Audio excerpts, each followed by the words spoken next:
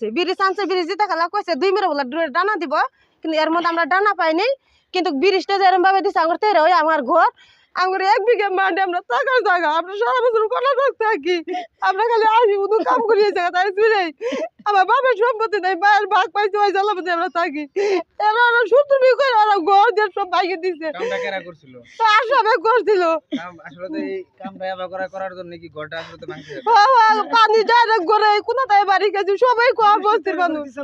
সকাল করে দুই সাইডে ওই যে বাউন্ডারি দেওয়ার কথা ছিল, ওরা দেয় নাই কেউ না। আমরা গরিব মানুষ, আমরা দিন কামাই দিন খাই আমরা, কিন্তু বহুত মাসের সম্পত্তি আছে, সম্পত্তির লোভে আঙুরে এক জায়গা সরকারি দেওয়া ঘর মোটে 10 বছর নালা হয়েছে ঘরটা নতুন করি। অন্য কোনো ইনকাম নাই এনে গো? না ইনকাম নাই, মায়ের ভেতরা তুলে তুলে খা। সরকারের কাছে কি খবর নেন? সরকারের কাছে এটাই অনুরোধ, আঙুরে যেন আমরা এই মাটির এই জায়গা খানি যেন আমরা পৃথিবীর জায়গা পাই, আর আমার মায়ের ঘরটা কিভাবে গেছে কিভাবে করে তুলে দিব এই ব্যবস্থা সরকারের করুক, এই আঙুর অনুরোধ। ঠিকাদারে এই জায়গাটা কাম করছে, আরো 2 বার বানবানি হয়েছে, ওই আসামেরও ফোন মারে আনছি, তারপরে নেম্বর প্রেসিডেন্ট গাম্বুরের বেশি আনছি, আইনে দেখাইছি দোয়া পানির দাঁড় আমার এই ঘরে কোনাত ওইলে জায়গা দিয়ে প্রচন্ড গাছ গুজালি আছিল, আমের গাছ, তারপরে গুয়ার গাছ সব আছিল, কিন্তু ওরা কইছে যে কিছু হবো না, তোমার ডানা দেওয়ার কথা, আমরা ডানাটা তোমার দেবো, কিন্তু আজ তোর কি ডানা রায় নাই, গড়টাই ভাঙ্গে গেছে গাঙ্গর। না জায়গা নাই কি আঙ্গর, আঙ্গরি টুকি মারি আঙ্গর। একচুয়ালি এখেত দুখীয়া মানুহ আৰু মোৰ আপ্তি অৰিজ মানুহ। কথাটো হ'ল যে আজি 2 বছৰ হ'ল এইটো অৱস্থাত জৰাজীৰ্ণ হৈ আছে।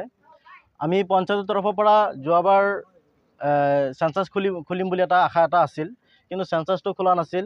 ভাবিছিলোঁ নতুন আইডি এটা খোলাই দিম বুলি ভাবিছিলোঁ, কিন্তু ইতিমধ্যে যিটো চৰকাৰে অসম চৰকাৰে আমাৰ চেণ্ট্ৰেল চৰকাৰে এটা সিদ্ধান্ত গ্ৰহণ কৰিছে যে যিহেতুকে ইতিমধ্যে খুলি দিয়াৰ লগে লগে 71 নম্বৰত আমি নতুন এটা আইডিৰ ব্যৱস্থা এটা কৰাই দিম।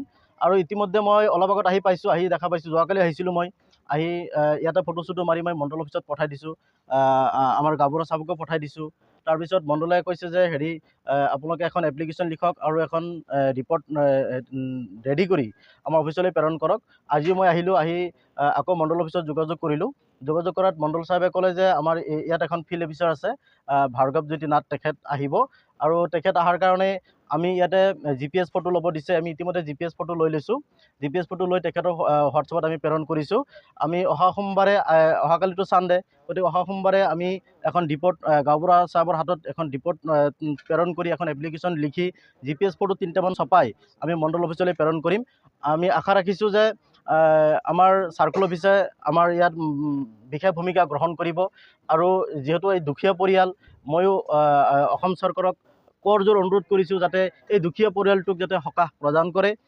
তাৰ বাবে মই বৰবাগান গাঁও পঞ্চায়তৰ তৰফৰ পৰা কৰজোৰ অনুৰোধ কৰিছোঁ। লগতে আমাৰ পূব মঙলদৈ চাৰ্কল অফিচাৰকো মই অনুৰোধ জনাইছোঁ যাতে এই দুখীয়া পৰিয়ালটোলৈ তেখেতে চকু মিলি চায়। মই এই কাৱৰডাঙ্গা গাঁৱৰে গাঁও প্ৰধান হয়।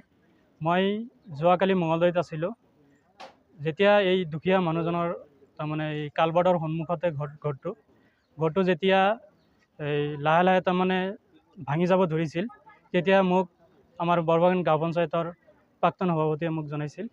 জনোৱাৰ পিছত মই মোৰ LMক মই জনাইছিলোঁ। LMে ক'লে যে এই তাৰমানে ৰিপৰ্ট এটা লিখি ফটো এটা ছপাই কিনে HDCৰ ছিগনেচাৰ লৈ তাৰমানে দিলে আমি ফিল্ড ভেৰিফাই কৰি তাৰপিছত হেৰি কৰিম। কালভাৰ্টৰ মানে পানীৰ যিটো সোঁত, অলপ মানে কালভাৰ্টটো বেকা হৈছে, অলপ বেকা হৈছে, আৰু এইটো আমি LM বা আমাৰ ফিল্ড অফিচাৰ আহি কিনে এইটো চাই কিনে এইটো ভেৰিফাই কৰিব।